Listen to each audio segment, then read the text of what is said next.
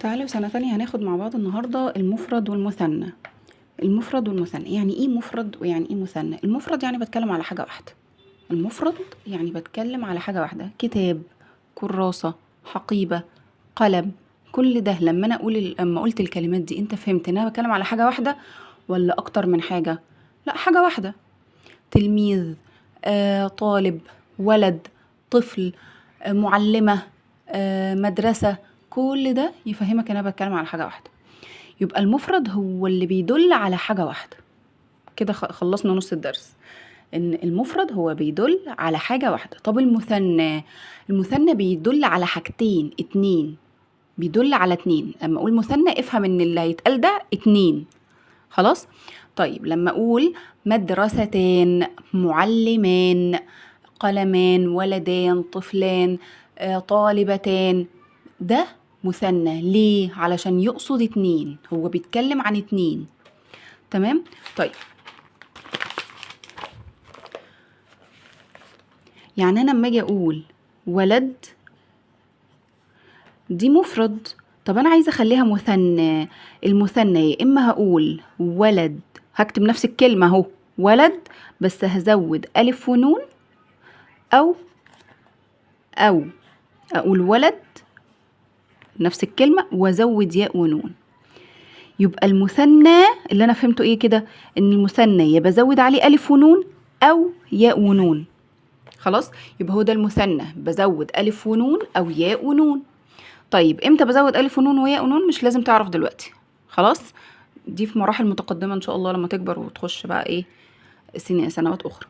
طيب يبقى انا ابقى عارف ان المثنى يا اما بزود الف ونون او ياء ونون على سواء مذكر او مؤنث يا مس. سواء مذكر او مؤنث. بس عايزك تعرف حاجه، انا لو قلت كلمه معلمه اعملها ازاي؟ هل اكتبها كده معلمه وازود الف ونون او ياء ونون؟ لا. امال هتعمل ايه؟ هتمسك التاء المربوطه دي تخليها مبسوطه، بدل ما هي مربعه ايديها كده خليها تضحك وتبقى مبسوطه. خلاص. وبعدين زود لي بقى الالف والنون او الياء والنون. يعني اما اقول معلمه هتبقى ايه؟ معلمتان. ليه؟ عملت ايه في التاء المربوطه اللي مربعه ايديها دي؟ خليتها مبسوطه بتضحك. خلاص. طيب لما اقول طالبه، هنعمل فيها ايه؟ التاء المربوطه دي انا عايزاها مثنى، الكلمه دي مفرد انا عايزاها مثنى. لما اقول طالبه دي اخرها تاء مربوطه يعني مربعه ايديها، طيب انا عايزه اخليها ايه؟ مثنى. قبل ما اخليها مثنى احول التاء المربوطه دي لايه؟ لتاء مبسوطه. يبقى هكتبها كده نفس الكلمه طالب، تاء مربوطه لا تاء مفتوحه. وبعدين ازود الالف والنون او الياء والنون تبقى طالبتين. خلاص. طيب لو انا جبت لك كلمة فلاحان،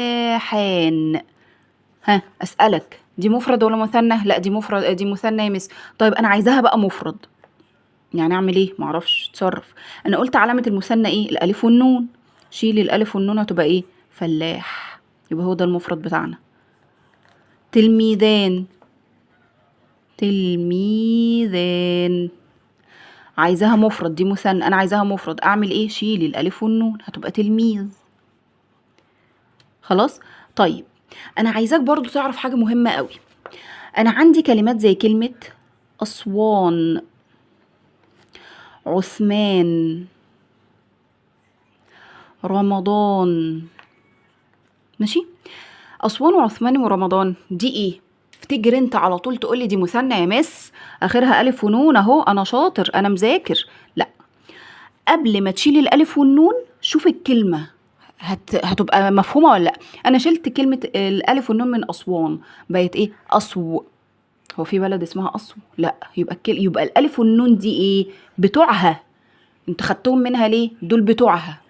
جت صدفة ان اصل الكلمة فيها الف ونون، اصلها مش مثنى ولا حاجة.